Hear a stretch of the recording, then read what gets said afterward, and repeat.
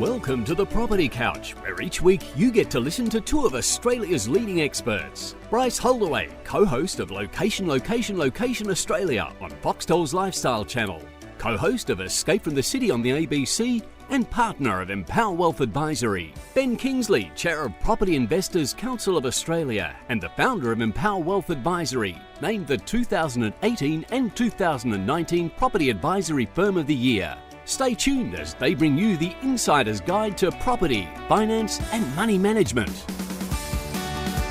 All right, folks, welcome back to the Property Couch podcast and welcome back to you too, Ben. How are you? Good, mate. Well, we both got to be pretty happy with the men's first round. Yes. Our girls have had a bit of a COVID scare, so we'll play a little bit later. But the men, both 4 points in the bank. But I want to talk about your exciting game, mate. I mean, what a save. What a save on the line. All right. So for those who didn't watch or for those who do not care about footy, our fullbacks, we were a point in front. Adelaide was about to score, and our fullback punched the ball on the line to make sure there was no score registered, because normally in that scenario, it's punched through for a rush behind, would have been a draw. No good.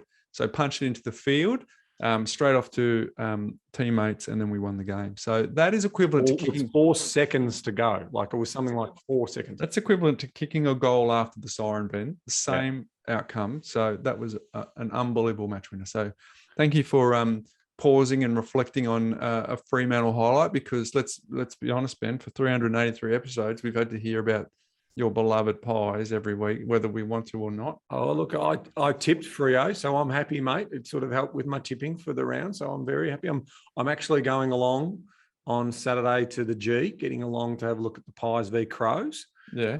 Taking Harry along, my son. So, yeah, it should be a good day, hopefully.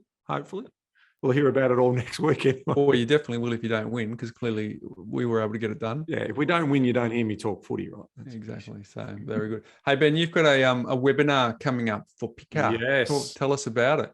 Yeah, so again with Antonia Mercorella, we're basically doing a deeper dive into the Queensland market. So talking about all things happening up there, including the new proposed tenancy reforms sort of coming in two parts, I believe. So anyone who's interested in one of the hottest markets in Australia, the Queensland property market, then this is going to be a bit of a deep dive and a chat with her about that. So you must be a PICA member to attend, and information will be made available. So when you sign up for your $5 membership for a year or $20 for 5 years, you will then get notification and the link to register. And if you can't make it on the night, because it's next Tuesday night, there'll be a recording that's also available as part of our library of webinar events that we record, which are on demand also and instantly accessible to those people who are members of the association. Where else can you get on demand for $5 throughout the year, Ben? Anywhere in the industry in Australia? Like, that's just not even possible. Leading voices in the property space. How do you get access to them? Simple, $5. PICA.asn.au. That's it. That's all it is. Non-for-profit association. We're all volunteers. No one's getting paid to do that. We're passionate about looking after property investors and also property investors playing their role in the community. Because obviously we can't be what we want to be and looking after ourselves if we're not looking after those tenants, and then also providing economic opportunity inside the economy. So that's what PICA is all about. Well, mate, it is I get to see you behind the scenes. It does take a lot of your time. You are not paid one iota for that. You're doing it to contribute to the industry, to the community, and to what's been so successful for you and your family. You're giving back to that industry. So well done. But check that out, Antonia Mercorella, Ben. So that's for next week, which is great. Hey, Ben, I read a book. This is part of my Mindset Minute thing today. I read a book called Building a Story Brand by Donald Miller. Yes. And it is a wonderful book, right? And what it did was it introduced me to the world of the hero's journey. And now I can't watch a movie the same again, because I'm like, okay, there's the hero. Where's the guide? Where's the problem? Where's the plan? That's called it. So the point is not to talk about the book other than if you haven't read it, it's a really easy read. It's a really insightful read. Yeah. I saw some Donald Miller, who's the author, was recently talking about one of the keys to a great relationship. And he said, look, I'm not a marriage counselor, but I've got a good marriage, right? And he said, one of the keys to that is do not moralize your preferences. He said, made an agreement with his wife very early on that they weren't going to moralize their preferences. And I'm thinking, oh, and he gave this really cool example. He goes, if you're loading the dishes and you prefer one way and your spouse loads it another way, that's not a moral or ethical issue. It's just a preference difference. So the important point in that is I took that away because if I'm honest, I like to pack the dishwasher in a certain way, Ben, so that you can be really efficient with how many dishes you can get in. Mm-hmm.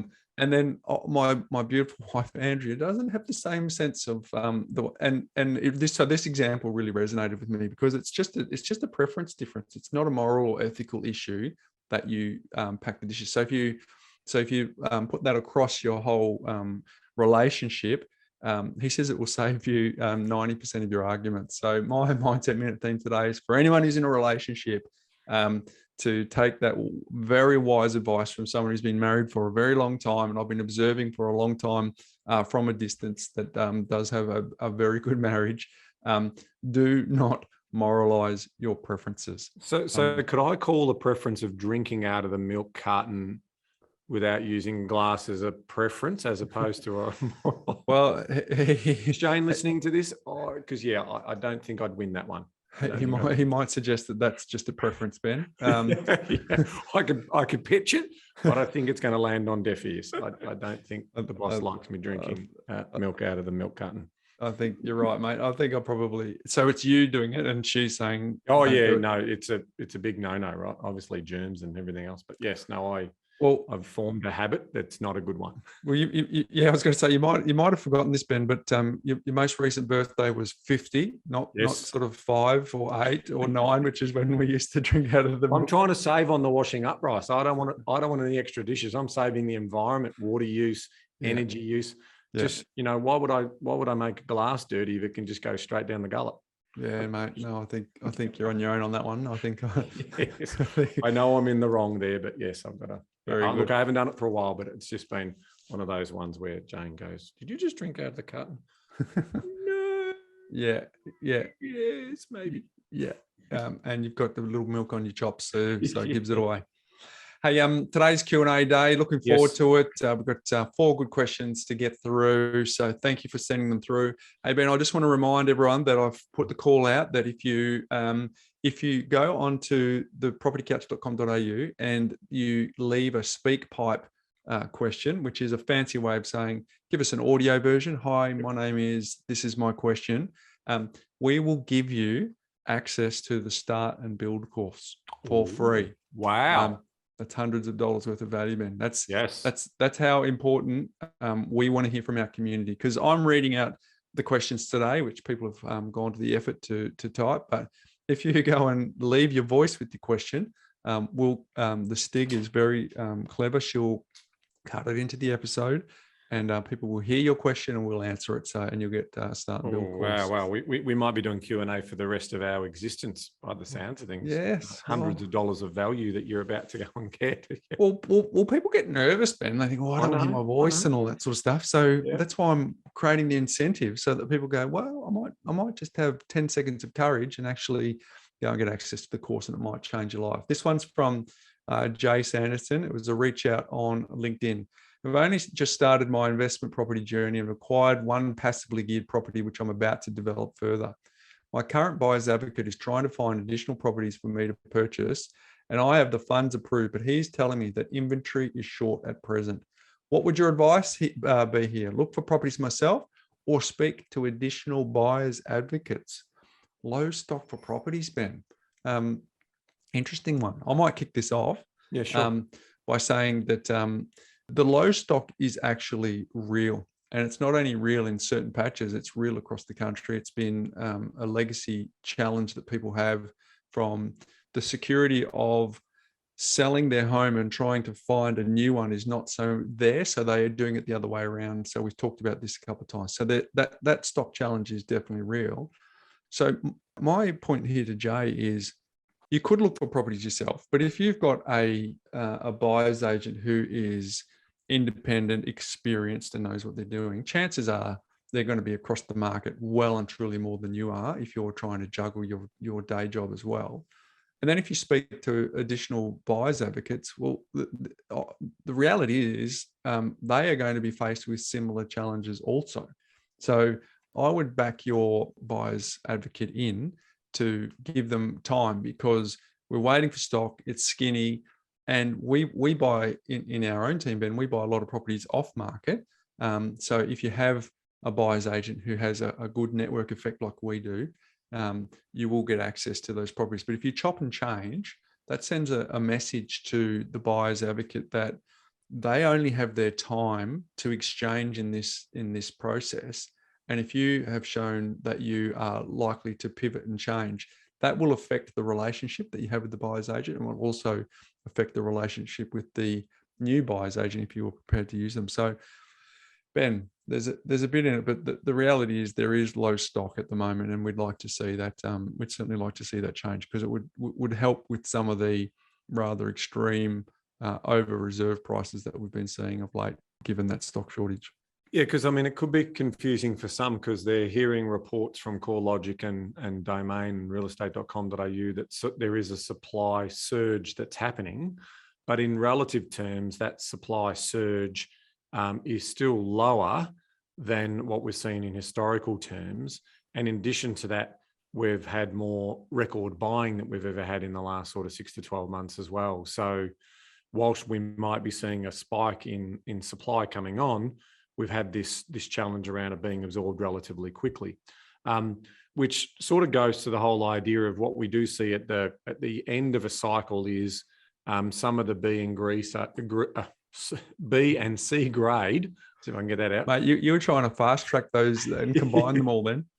And so that's the other thing you want your buyer's agents to do, is you want them to sift through that sort of more lower owner occupier appeal stock or inferior stock if we're thinking about busy roads or where it's located and the risk train lines, heavy train line noise, or whatever that may be.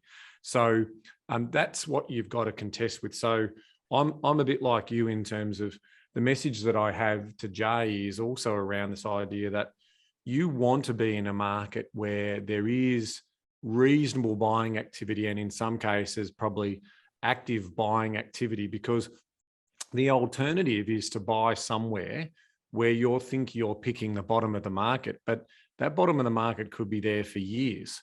And so you want to be careful of not being, buying in a market that eventually one day will turn around because you think you bought a bargain. Well, you don't know whether it's the true bottom. The bottom's only known after you reach that. So that is the risk. Now, of course, we've been in a pretty positive market right across Australia, with the unit market being an exception, and certainly the high-rise market being the full exception to that rule. So I support your call there, Bryce, to say stick with your current buyer's agent, but you don't be afraid to ask them for, well, what have you been looking at? And if they can give you a couple of examples of some of the stock that you've passed on, or the fact that, here is, there's always a property for sale in a market, but it is like, well, here it is. Would you want me to buy this one for you? And, that again could just making sure that, that the customer, so in this case, Jay, is sort of saying, well, I'm unsure because there's no visibility for me.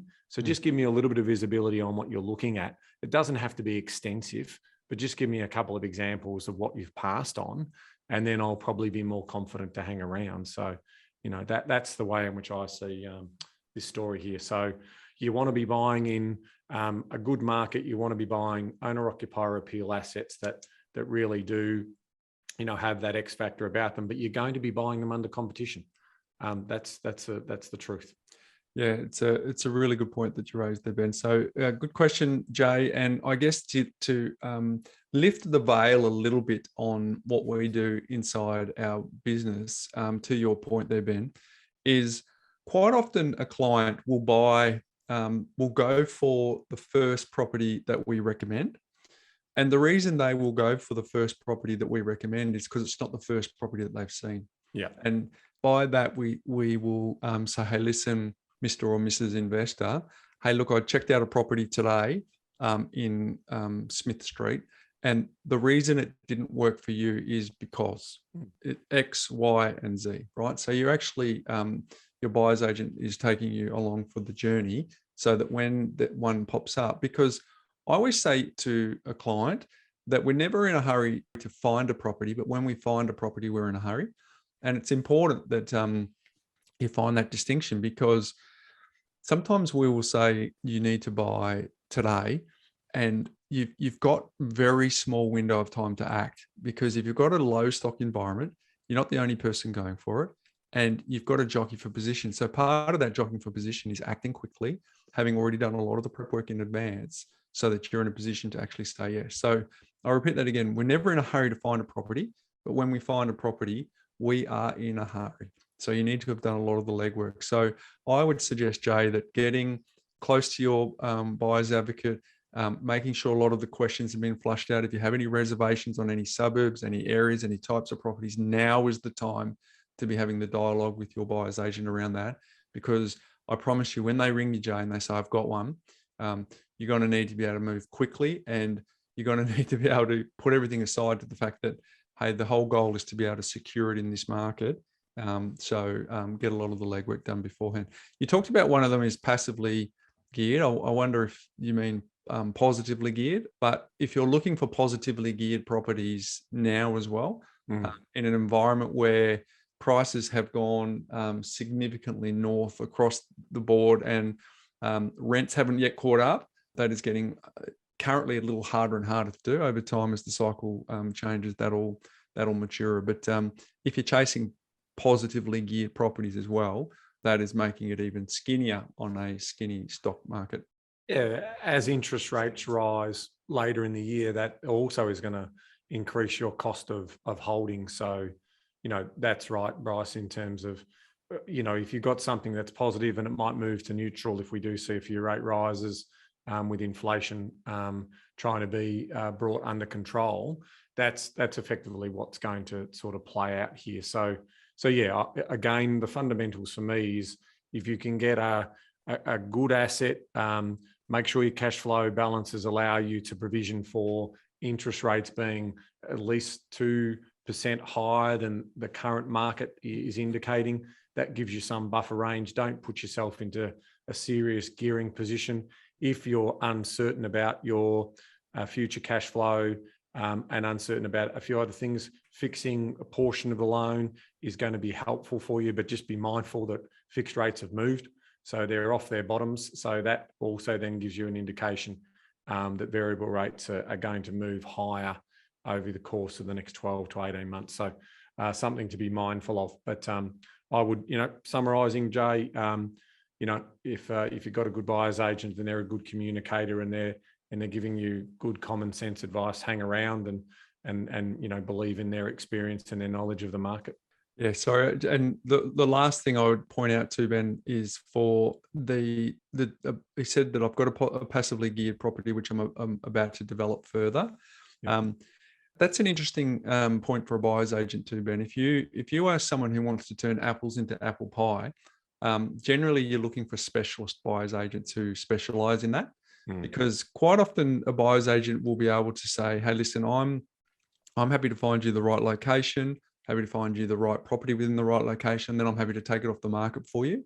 That's a pretty standard brief for a buyer's agent. Yeah, it's when someone comes along and they said, oh, look, I want to develop. That's when we get a little nervous as a buyer's agent, because if that's not what your specialization is, the person who is buying the property is generally wanting you to make you accountable for the profit that comes from the development, whereas that's not necessarily what the buyer's agent is there to do. Their job is to find the property, get it secured, and take it off the market for you. And so what happens is you'll get the brief, you'll tick every box in the brief, but then the client says, well, am I going to make a profit? And we're like, not sure. We're not doing a feasibility on whether the land will actually do it. Well, then I can't say yes, because I don't know if it's going to make a profit. Whereas if you have a buyer's agent who does specialize in that, who does do the feasibility, who is happy to be accountable for the profit, that is different. It is specialized. It's not the norm. I'm not saying it's not out there, Ben, because we know people who do that. But it's important to be really clear on your brief. When you're wanting to develop, are you wanting them to find the site with some really achievable criteria that's in their control? Because the development profit is not within the buyer's agent's control, because it depends on what you want to put on there. It depends on what the market's doing. It depends on the swing, depends on the spec. It's a whole bunch of stuff that is just fully outside the control of the buyer's agent. So it's important to be really clear on that, Ben. And I just picked up on that. I agree. I think it's a really good point. Those buyer's agents who are potentially doing that work, did they factor in that material costs are up 20 to 40%? So all of a sudden that feasibility, that there might be a margin of 18% or 22% is sort of the sweet spot for development, is now down to sort of 11 or 12%. Well, for the amount of money that they might be, outlaying to get that return, there could be lower risk options out there. So, if it is just turning the basic, the property that's freestanding there into apple pie in regards to, tidying it up, converting a study into a bedroom, doing some of the more basic, less, even some tweaking structural stuff that's relevant to the marketplace that you're in, that's plausible. But, the stuff you're talking about there is knocking it over and building duplexes and triplexes and putting 4 on a site and those types of things. That is a different skill set altogether. There you go, Joe. There's a few angles that we've covered there on your question. Hopefully that has helped you and others who might be in similar situation as you. This next one is from Leino, and it's regarding buying property from parents. Hey guys, I just started listening to your podcast and have listened to the first 70 episodes in just over 2 weeks. I've also listened to a few of the latest ones and now have the property bug. Our situation currently, we have a PPR in Townsville in a nice area, which has seen some growth, and we have a good amount of equity at the time of writing this. My wife and I have a good combined income and a very good yearly surplus from which I want to start purchasing a few other properties. I recently spoke to my mother, who owns 2 properties outright on the Sunshine Coast, where the median house prices have skyrocketed. Both houses are on very large blocks. One is a hectare and the other is 1.5 acres. My brother is currently renting one of them for fairly cheap rent and may stay for a few more years. Due to my mum's financial circumstances, they did mention maybe selling the larger block as their super is dwindling away and they are just over the cap for a pension. My question is, would it be worth buying the property from them at possibly 200 to 300K under median value with an interest-only loan and servicing the debt until my brother moves out, at which time we could increase the rent to a larger amount and move towards positive gearing? If we buy privately off them well below median, we will start off with a massive amount of equity. And though it does have great owner-occupier appeal, it probably doesn't tick every one of the investment property features that everyone talks about. I'm currently 40 years old and wish to retire around 60. Ideally, we'd like to knock down the house and rebuild our forever home on the block down the track if we were to buy it. I acknowledge you don't have all the info required, but if you could provide some tips or things to consider, that would be greatly appreciated. Sorry if something similar has been answered before. Kind regards, Leino. Ben, there is a few tangents that we can. There's lots of moving parts here, Bryce. There's even, there's 2 sides of this story as well. There's obviously what's in Leino's best interest and what's in his mum's best interests as well. And in some cases, they may not align perfectly. So we want to be really clear here that we can't give advice in this particular instance, and we would encourage both parties to seek out some professional advice. Now, there's a couple of interesting things in here for me straight off the bat. The first one is a hectare and the other is 1.5 acres. Now, my first instance on that is that's a lot of land, Bryce. Mm-hmm. And the current format of that land with one house on it may not be utilized for its highest productive good. Mm-hmm. And so whilst you might be thinking, great, I could build a really nice dream home here, and currently the regulation of the area suggests that you can't subdivide or whatever, the first thing I'd be looking at as a family, if your mother is also thinking about, a dwindling financial position, is what are our options here in being able to turn apples into apple pie?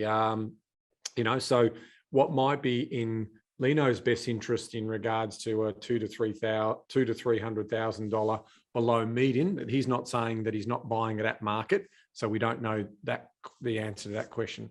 But I'm fascinated by the most productive use of that land, and seeing where an experienced and skilled town planner would be able to give them some insight into what's possible.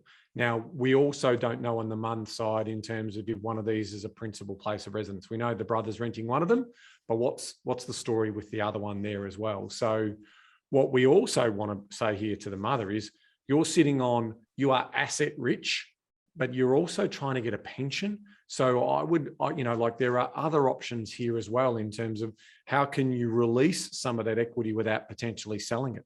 Because there is a longer story here about the mother's intention for bequeathment. What is she going to do around those types of things? So whether it's Leino's story or anyone in this similar situation, you can look at the very simple answer. It's like, oh, we're going to get a good buy off mum. That's going to give her a bit of cash, and we're going to be able to build our dream home. And so that's a win-win. And we just look at it in a simple terms.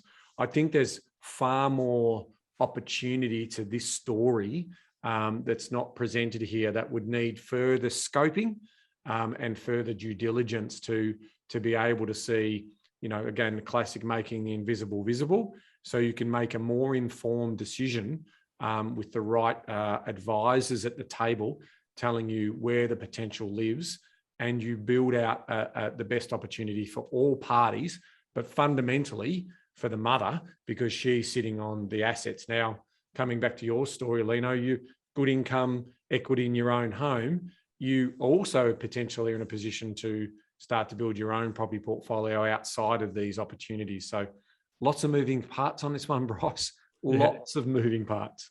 Well, I see 3 POVs here, point of view. So from Leino's question, for him it'd be great. Like let's just remove mother and brother out of this. If you can get an asset off market, which is $200,000 to $300,000, you've said under median value, but then later on you said you get a massive amount of equity. Yes, property is a game of finance as much as it's a game of bricks and mortar. So if you get a $200,000 to $300,000 leg up, that becomes deposit, because you said you've got good income, so that becomes deposit for you to buy an investment property. Your stated goal was you want to start purchasing a few other properties.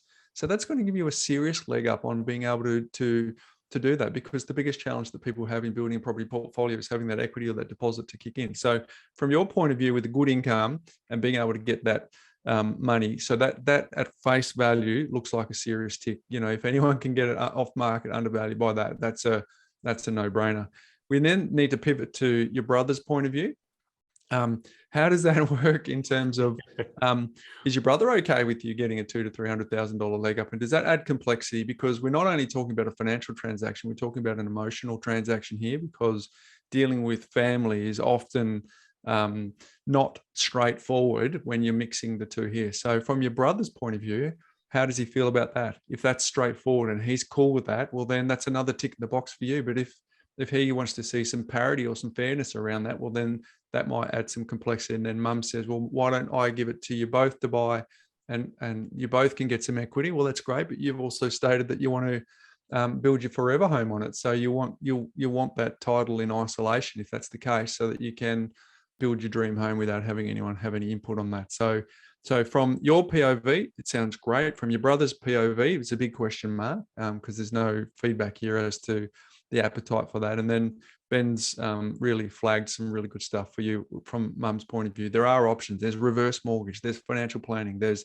a bunch of ways. There's money that you can drop into super that might allow you to then qualify for getting a pension, because cash flow is really important at this point. So we don't want to sell the goose that lays the golden egg if there are other options available specifically from your mum's point of view. So yeah, there is a bit in that. But later on in the question, you talk about that you have sought some professional advice, I think that's super smart, because it just goes to show that the complexity involved with this, because not only is it just a property question, it's also a means testing qualification question around whether you have enough, whether you have too many assets that doesn't qualify for that pension. So good question, Leino.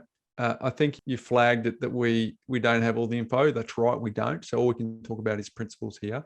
But fundamentally, there's opportunity for you, there's question mark for your brother, and there's potentially a whole bunch of other alternatives for your parents to achieve their stated goal of getting a bit more cash flow, Ben. Yeah, and I like these types of questions because there is an enormous amount of generational wealth that is going to flow down from baby boomers to Gen X and Gen Y over the course of the next decade or two. And it's about paying for the right advice and having as much information as possible in front of you. So if you can achieve, you can never get perfect information, but if you can achieve a high level of informed information, then you're going to make a really good strategic decision as a family, hopefully, right? Which means maximize mum's position, not take advantage of mum's position, but maximize it.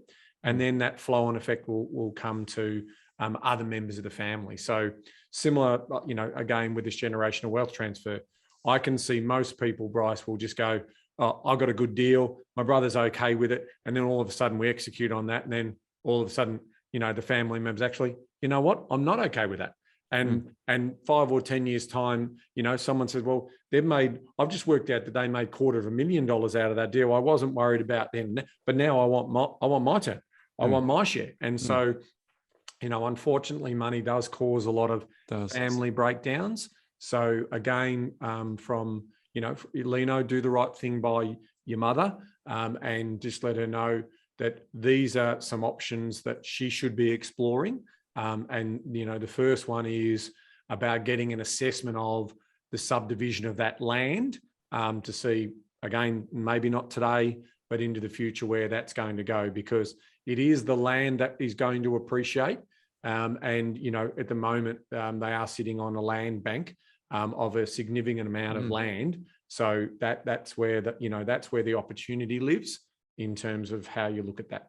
Yeah, I've got a friend in Perth who had a family home that was being sold when parents passed, and the sister wanted to buy the 50% share from the other sister, and it became a challenge, Ben, because one wanted a valuation higher, one wanted a valuation lower, one wanted to test the market in a rising market. So there are just scores and scores of examples where this can become a challenge. But thank you for sharing the question.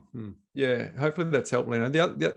The other thing to remember is there's potential inheritance that comes from this. So if we get this right from your mother's perspective, well, then that ongoing nest egg that's been created over time potentially has inheritance benefits as well. So it's not like it's a zero-sum game here. We can have win-wins for everyone across the family with this. I look, and this is not our area of expertise, and I don't want to talk particular to Leino's position. I want to talk more generally, so it's general information only, and that is that there could be an opportunity for a family members to support their older parents, with the view that rather than getting a reverse mortgage or something along those lines. Now, usually how a reverse mortgage works, we can talk about that, is that you either get a lump sum or you get an annuity up to a certain loan to value ratio.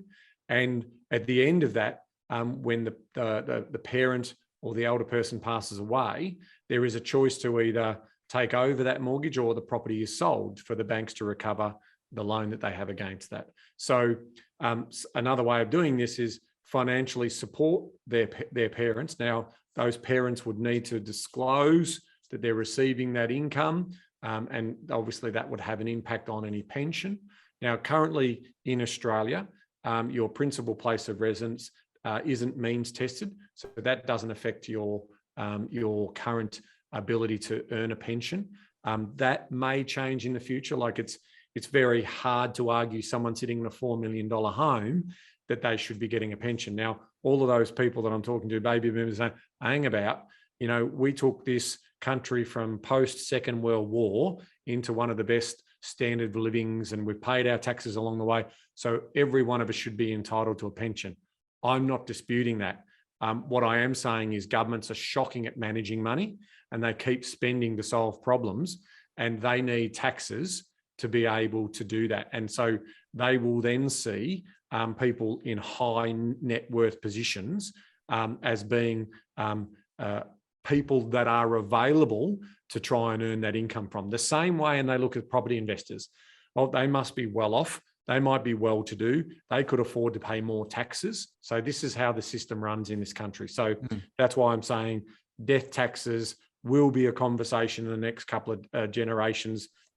We can only look at the way in which the UK is effectively destroying the wealth base that they're building up for those people who did work, where they're taking more and more and more to cover their free medical status that all of the citizens in the UK get. So you're just seeing them taking more and more through death taxes and those type of things. We don't want to be in that situation. What we prefer to be is a government that can spend within its means and not basically overspend. And that's both sides of politics. We're definitely seeing that. So they are the challenges we have. And so part of what the governments are looking to do is, if you do downsize your property, you can, what Bryce was mentioning before, allocate a certain amount of funds per individual into your super, which can basically top your super up, and then you've got to basically reduce that by 4% each year. It gets quite technical here. I'm just keeping it very simple. So what you then have is, rather than getting a pension, but you can still live off that money. So they are encouraging people to get out of misappropriated size homes down into smaller homes, being allowed to have this exemption to put lump sums of money into super, which should support them. And it obviously means it helps with the property stock for the next generation who need those bigger homes to raise their family. And it tries to, it's another little mechanism that they're looking at in terms of housing affordability as well. Good question, Leino. Hopefully that's helped. Let us know either via socials or emailing in if you have any follow-up questions to that. And we note that you're getting some advice. So I think that's really, really smart. This next one is from Andrew. It's a question around upgrading or buying another house. Hi, we are a small family with 2 kids and we own one property which has paid off all the mortgage. We just wonder, should we sell this property to upgrade to premium house or keep the house and buy another house to live? We make 130K after tax. So not sure we should focus on cash flow or capital gain property, Ben. Small family home, 2 kids, reading between the lines, we've outgrown our current family home, which we own outright. And now we're thinking about big rocks in the jar in terms of upgrade to a premium home. The answer is going to be 2 parts here. The first one is, how do you prioritize that out of if you give that what's important to you around having that bigger home and building memories in that home. Now, if that ranks super highly for you, then that's probably going to win the day. Now, what we do know from a monetary point of view is that new principal place of residence is capital gains tax-free as we go to air today. Here's another thing that might change in the next 20, 30, 40 or 50 years. That they introduce a capital gains tax on property for principal place of residences. Good luck with the political party that tries that one on.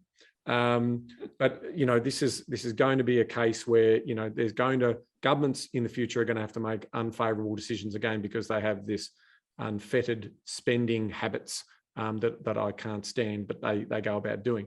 So coming back to the question, the trade-off to that is, okay, upgrade to not the premium house, but to something that can accommodate you with that, and then keep the existing property and then rent it out, and that forms part of your first investment property, and off you go on your little journey. Now, of course, that property is going to be positively geared from day one because you've got no debt against it. So then it's like, well, is that the best opportunity for us? Because now we've got to pay more tax. Well, if you take a 20, 30, 40, 50 year view, where we want to see property investors get to is living off passive income to supplement the super, so they can be self-funded retirees and not be a burden on the government, but can look after themselves in retirement. So there's no problem with that as a strategy. But if you then go and see an advisor, they will, or even a tax accountant, they may entertain another idea for you, which is, no, sell that one, buy your premium dream home, and then let's go out and get an investment property, potentially with some of the equity that we create, because there's potential for negative gearing and some other benefits. Now, from my point of view, that is a case-by-case example, and you can model those outcomes. So if you sit down with a professional qualified property investment advisor, they can run those two models for you for the next 10 years, 20 years, 30 years, 40 years, 50 years. When you get that model, you can make a more informed decision because you've just made the invisible visible. Bryce, this is one of the most common strategies that we look at inside our property planning business. Because here's two scenarios. The first one is we sell the home, buy the biggest property that we can afford, and then in 3 to 5 years, we're buying an investment property. Versus we keep this one, we still upsize, but potentially we've got to move slight location because we need to be, we can't afford to get that premium product in that location. But we have the rental income coming in, which is supplementing it and it gives us an asset base. So once people align those together, they're in a really good informed position to then make a final judgment call in terms of their pathway forward. And I would always say, as I've said before, is that make decisions based on personal experience, happiness base, not necessarily financial return. So, because either way, you're still going to be in a pretty good position. Either way, you're going to have a nice owner-occupied home, and depending on your age, which we don't have, you may still have plenty of time to build out a wealth base later on as well. Yeah, in my experience, Ben, this usually ends up being an upgrade because just by the sheer fact that they're asking the question is generally just sort of showing that there's a bunch of emotional considerations, and you just hinted at it there around what brings you joy, right? One of the school dads, we've been chatting with him about this very thing, whether it's exactly the same. Want to keep this one and buy, but the servicing doesn't allow them to buy the next one quite what they want. So it becomes this big challenge around what should do. I think at the end of the day, the decision on that one is to go and upgrade to a big house. But the important thing is you need to be rock solid on the strategy for both people who are in this discussion, because you and I could sit here and talk about how we'd model it. It probably makes sense to try and keep it because you've got a couple of assets like that. That doesn't make sense unless you're really, really invested in the strategy, bought into that strategy. Otherwise, it's just you and me throwing our hands around a little bit, because clearly the more real estate you can hold, the diversified across the portfolio rather than having one in. But it also becomes a question of, okay, well, if I go into a premium property, to use the question, sometimes those premium properties do actually get an outperform result. If it's a genuine premium property. Sorry, if it ticks all the investment grade qualities of being a premium property.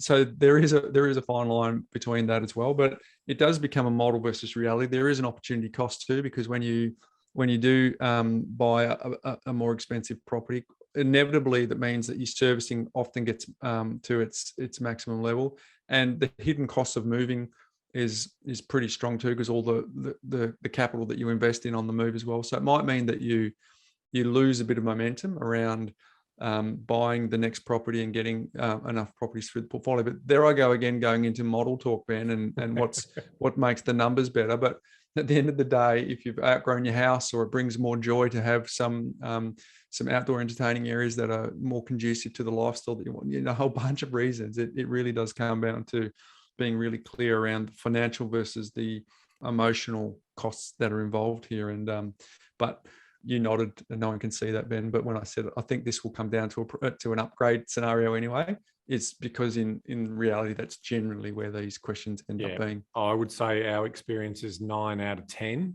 would go to the upgrade, and even well, definitely 8 to 9, I should say. And the one that was 8, or the two, one of the two will flip.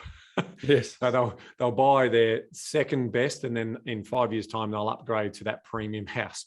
So and that is an option. Like, you can say, well, no, we'll keep it, but we'll sacrifice for the next 5 years, and then we'll work really hard, and that will then potentially allow us to trade up from the mid-range home to the premium home. So they are also true choices. But you nailed it, Bryce, when you said the fact that it's being raised as a question. Usually both parties prefer to have the signature, the home, the status home.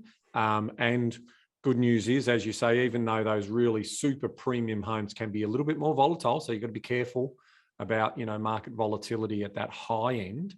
And again, we don't know, we're assuming a premium home is in the millions.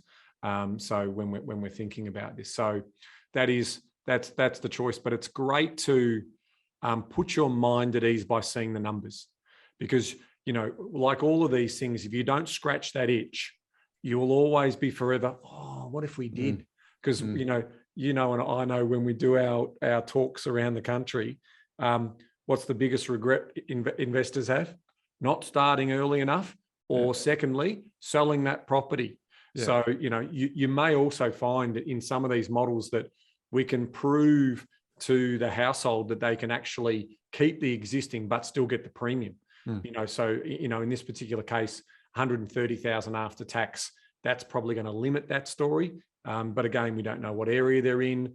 We don't know what rental yields are coming through. We do know the cost of money is pretty cheap today, but that is what property modeling looks like. That is 101 property modeling here, where you see the global story, you see money and offset, you see all of these things. That's what makes then saying, I know I've seen the light for both sides. I've seen the argument for both sides. I'm going with the upgrade, and I'm going to sell. But please, my final message to you on this is, don't give up on circling back to create wealth for the future. Yes. If you choose to just then upgrade and then get on to creating all these amazing experiences in this house, it is true that house will have a significant value through the compounding effect in 20 or 30 years from now. And if you're prepared to downsize and that's part of your investment strategy to release money into super, cool.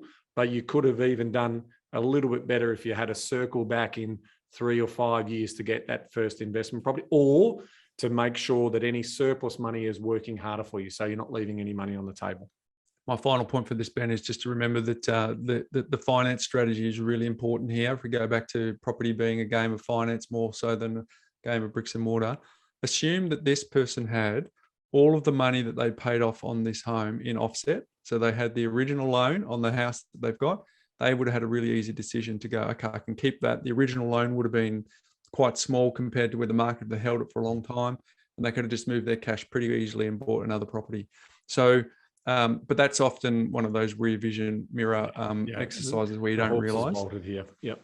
So let's make sure we don't make the same mistake. We're going to upgrade. We're going to move to another property. Let's make sure you have the strategy of putting money in offset rather than paying down the loan, so that when you have this decision to make again on the next cycle, it's much easier for you to make a decision, because the loan will remain unchanged. You'll have a bunch of cash in your offset account, and then you can just make a decision on whether you're going to keep it and get the next one, because all that means is we'll move the offset money onto the next property on the ladder, whilst keeping the loan the same on the which is currently the exciting new fresh. This is the one we're ever going to live in.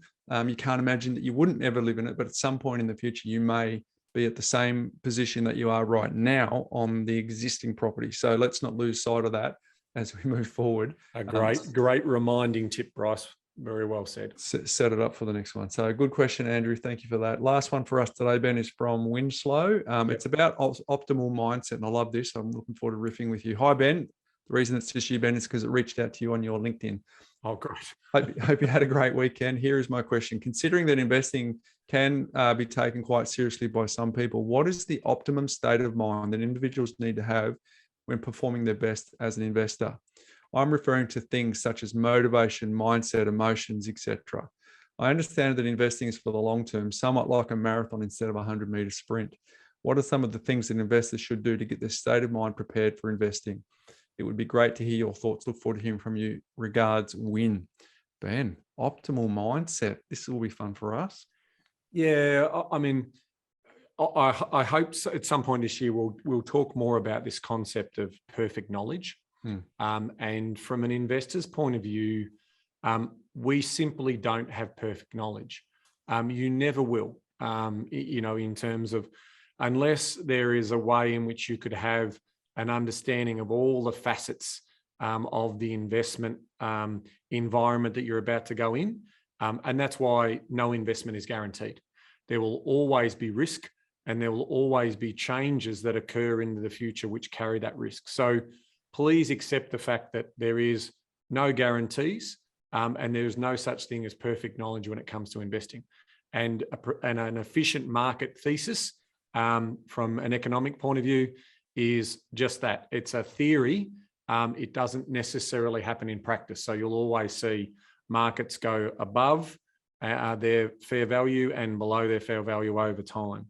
So when I think about that, and I start to think about the individual's mindset, I do want to be informed. I do want to understand. I want to have a comprehensive knowledge, or I want to have someone who's on my team who has greater experience or greater comprehensive knowledge than I do.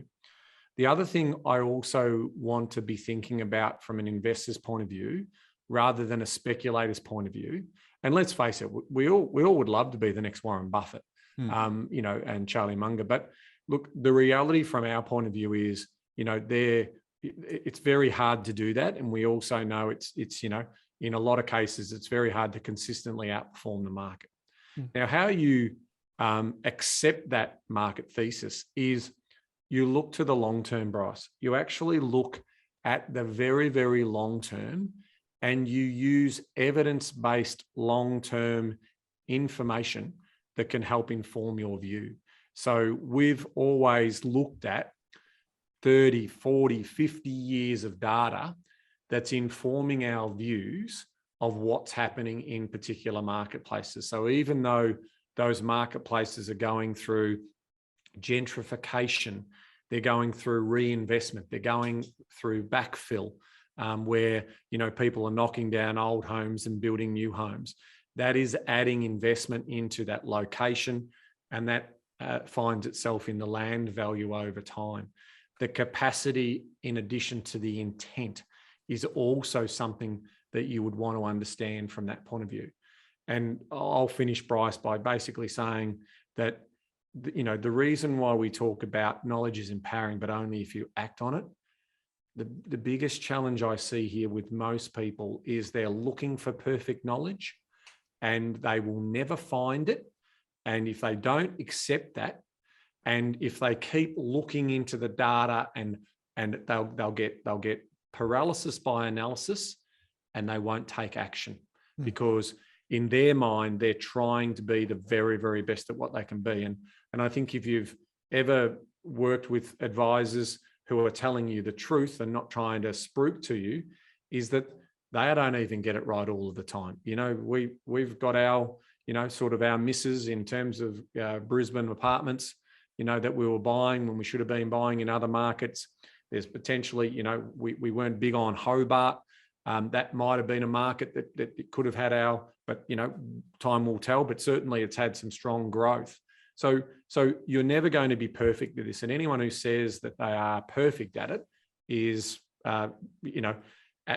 only taking a very small sample of their result, as opposed to taking a collective view over a long period of time. So that's why we've always said, in terms of the property planning work that we do and the overall holistic advisory work that we do for clients, we're not here to win the race in the next 2 years, the next 5 years.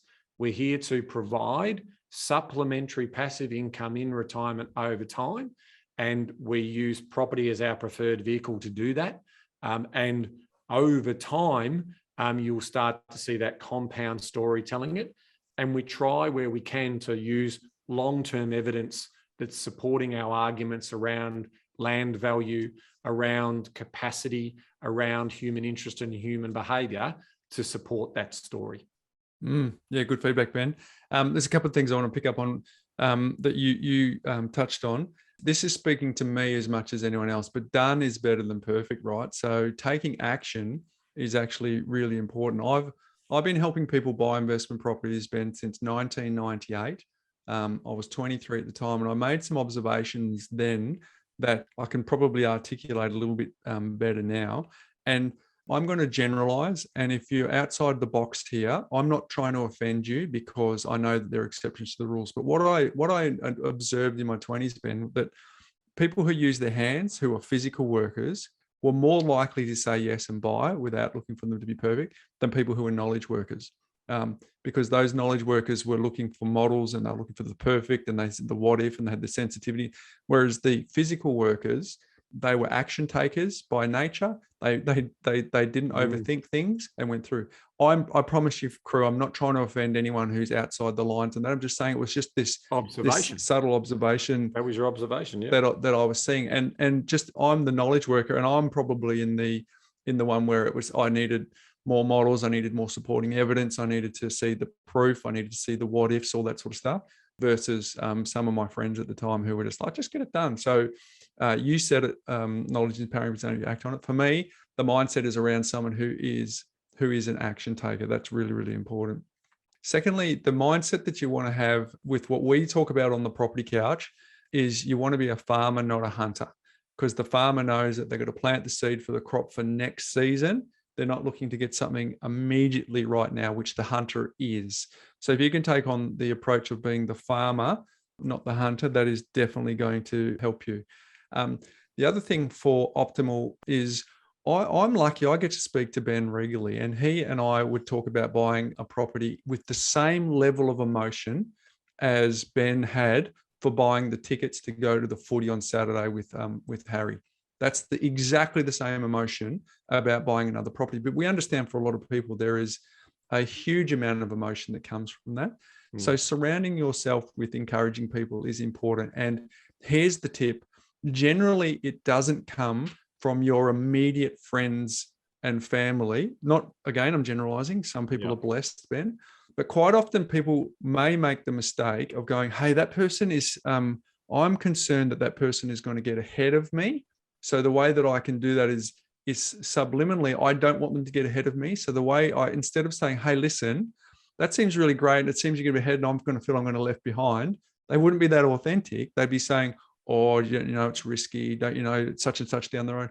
So it's important to understand that you may need to find people outside of your immediate network and sphere that you can have for encouragement. And for me, it's around habits. The goal is to be financially free, but the habit of being financially free is more important than the goal, because if you want to be financially free, well, you've got to set up some habits around a 7-day float. And you've got to be able to stick to the 7-day float. And if you blow out on day 5, you have to have the habit that says, I've got to wait 2 more days before I start spending. It's these little daily actions, these little habits that are all contributing to the goal. But the goal, for a lot of people, they don't set goals. And for those people who do set goals, that's great. But to achieve the goals, it's all about the daily habits that come into play as well. And the last one for me on this, Ben, is in focusing on cash flow is way more important than focusing on the balance sheet. And why I say that is because right now there's a bit of noise around that the market has done some significant growing. So maybe just maybe in the next sort of 6 to 12 to 18 months, some of that growth might be given back. Now, if you're focused purely on balance sheet, that will make you nervous. You go, oh, it's gone up by X amount of dollars and now we've given back $50,000 worth of value. Well, if you're playing a long game, that doesn't matter, because do you have a buffer? Can you meet the commitments? Is the portfolio being balanced? Can you meet the commitments that you've got? Because if the balance sheet is fluctuating a little bit, if you only have to go back 3, 4, 5 episodes where we said, well, the third decade is where the real fruit lives. Yeah. So if we're playing the game. So there's a couple of things for me, Ben, in terms of optimizing your headspace, your environment, to make sure that you have success when it comes to property investing. My final word to build on that, Bryce, around the emotional side, because we all we all want feedback, right? We're always asking for feedback. So coming back to your point about there may be some people whose feedback is what it means for them about, you taking a leap forward and them not coming on the journey. For others, it's also about, and this was sort of my household with, especially my mum, right? Are you sure you know what you're doing? Like, it was a knowledge sort of thing for her. She didn't understand it. So she was always worried for me in terms of that I was doing the right thing. So again, that information is nice, that you feel loved and they want to support you and get around you, but that can have limiting factors. That's the reason why we ask the question of most of our guests coming on the show is like, what was money, like for you growing up? And there is a correlation for those people who talked about money a lot. And then, their dad got them to buy shares early and do all of those other things. And they had some dialogue around, that emotional roller coaster that you go on. And I've told my story before when I was, doing shares very early in my teenage years through my dad and so forth. I didn't like that emotional roller coaster. I wasn't emotionally prepared for the fact that I'd go and spend $5,000 that I'd saved up over, sort of 10 years or whatever I'd been doing from, pocket money right through when I was 16, 17. That was a lot of money for me back then. And then to put it into BHP and then BHP go down by 4%, I'm like, no. And I'm watching it every day. I'm like, oh, yeah. So I found out also that, that wasn't necessarily the right vehicle for me at that time where my wealth base was susceptible. These younger generations that are coming through, they've had some, we've had some pretty prosperous years over the last few decades. They're coming through now and they've got crypto and they've got all these other little, there's more retail investors that I've ever seen, right? And they haven't hit on too difficult times. Obviously, crypto at the moment's showing some challenges, and some of the retail stocks and equities are also sort of bouncing around in some volatile areas because of wars and inflation genies popping out of bottles. So it is about how you then taper that emotion, and if you can't control it, then you probably do need to look at other ways in which you can think longer term, evidence-based. Stop picking direct stocks, start to think about ETFs and start to think about the trends that are happening in different marketplaces, and always think longer term. Always plan to become what you plan to become, and you will work on that emotional story, because it took me decades, Bryce. It took me decades to feel comfortable around having money and working on that mindset. So from being very apprehensive and scared and skeptical to picking property because it was a safer, lower volatile asset, but then moving through that. And now, as you say, I come from a higher wealth base that a decision on dropping 500 grand on something is, doesn't tweak the emotion. It's a very calm, collected, because I've, put the effort and the education and the knowledge work behind me to know that I feel comfortable about that execution. Great question. I think that's helped everyone in the community, Winslow. Hopefully that's helped you as well, just to work out what the optimal mindset needs to be. So thank you for your question. All right, Ben, big episode. Some really great questions. Again, I want to encourage folks to speak pipe. That's the place to do it. Go and do it. Send us a question. You've been doing Zoom, Teams, Google Hangouts. You've all been talking for the last 2 years online, so it should be nice and easy for you to send us over a question. We'd love to have you involved. Hey, my life hack today, Ben, is something that I've been reflecting on about the human connection, and genuine connection is really the currency for human contentment. But that doesn't mean conversation; it means connection. And I'm pretty lucky. I've got some amazing people in my world, you being one of them, where I actually get that authentic, genuine, real connection that actually leaves me fulfilled within the currency of life. But I guess it just made me reflect on, what people think that support looks like is, in some cases, not everyone, of course, I'm generalizing here, but you'll be fine. Don't worry. It's not a big deal. You'll get over it. Just carry on. That's conversation. That's fine. But what connection and what support really looks like is saying stuff like, I totally understand. I'm here for you.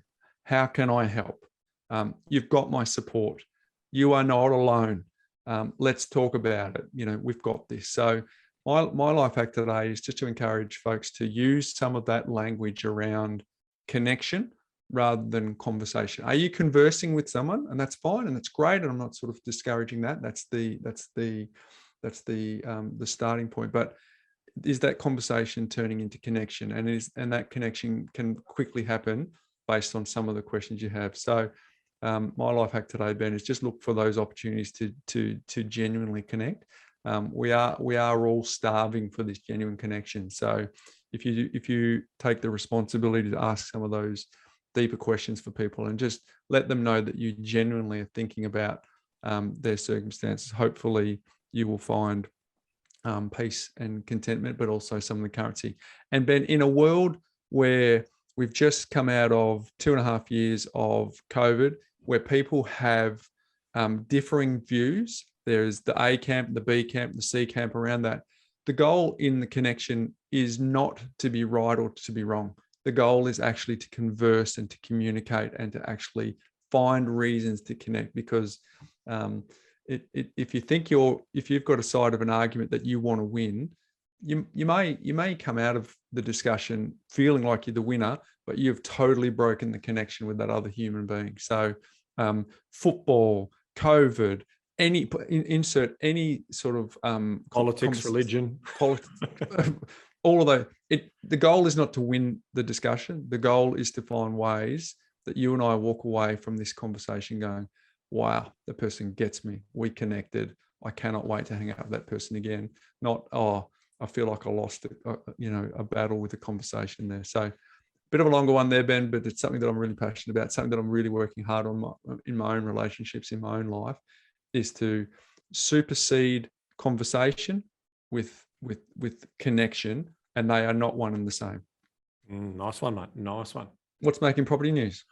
Mate, it's not a direct property story, but it did catch my eye this week around ASIC pushing out a media release in regards to, you ready for this? Yeah.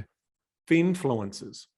Right, so that's the sort of terminology that's being used, but it's effectively a reminder for influencers out there who are spruiking money and investment advice, particularly investment advice that relates to investment products. So what's classified as an investment product. So they are letting everyone know that they are going to crack down on these people who are effectively not qualified to give advice. And they understand that there's potentially a financial windfall for the influencer who might be recommending certain things or speaking above their qualifications or their licensed advisory quals. So we'll put in the show notes. It's info 269. There are some serious penalties for breach of the Corporations Act when it does come to giving financial advice for licensed investment products. And they can include up to 5 years imprisonment and millions of dollars in fines. So, obviously ASIC have been worried about the proliferation of content where there is a lot of, there's a huge amount of content being produced around crypto and all of these sort of different areas, share portfolios, investing, investment platforms, property, spruikers, whatever it may be. So they're just letting everyone know. So if you want to learn more about that, we'll put the link in the show notes to info 269, which is about when is it appropriate for you to be discussing financial products and services online. Yeah, it's the wave of enthusiastic amateurs too, isn't it, Ben? Because you can have people who are on two sides of the coin, isn't it? They could be overtly flirting with the laws, or those people who don't realize they're flirting with the laws. Yes, yeah. And, well, there is clear definitions around general advice, which you can talk about statements of fact. But when you're actually starting to say, oh, yeah, you got this, and I've heard this story, and I took this question from this person, they need to do this, they need to drop that, invest, sell that, invest in, they are breaking the law, Bryce. They are completely breaking the law. It's a very good segue to remind folks, Ben, that nothing on this podcast is ever to be taken as as advice. It's meant to be thought-provoking and general in nature only. So just a reminder there. But very good, Ben. That's a nice little topical way to finish the show today. But mate, we love Q&A Day. We've loved it since we started. We will continue to love it going forward. And I just want to say thank you to Jay, to Leino, to Andrew and to Winslow for their wonderful questions today. Beautiful. And just a reminder, go to thepropertycouch.com.au / don't / anything. Actually, there's a little widget on the front page where you can leave a message. And if you do, and we read it out on this podcast, or you actually read it on this podcast, we will give you a copy of our Start and Build course straight away. So, mate, big episode, mate. Until next week. Knowledge is empowering, Bryce, but obviously one of our great messages, but only if you act like it. You heard it here first, folks. See you next week. Hey guys, Bryce here again. Just want to catch you before you go and let you know, if you're new to our community, there are a lot of episodes to catch up on, but it's really important that you start from the very beginning at episode number 1. Because episode 1 through to 20 share all of the foundational pillars and frameworks that you need to know to get the best out of listening to this podcast. So I'd recommend that you start there, and the little tip is to maybe start on 1.5 speed. Now, for those of you that are time poor and don't have time to go back from the beginning, don't worry, we've got you covered as well, because we've created a binge guide that goes through all of the details and makes it easy for you to read and get up to speed very, very quickly. So if you go to thepropertycouch.com.au / fast you will be able to download that binge guide and you will be up to speed in no time. And whilst you're there, I've got a few extra goodies for you, because we have our top 5 frameworks that you'll learn on this podcast, as well as the Make Money Simple Again ebook, which will help you with the foundations of basic money management, so you'll have everything you need to succeed in building your own lifestyle design and getting the best out of this podcast. Now, just a reminder that anything that we cover on this podcast is not considered financial advice. We certainly recommend that you get your unique circumstances looked at by your individual advisor, and everything we talk about is just general in nature. To thepropertycouch.com.au / fast track, and you can go and get all those goodies and catch up right away.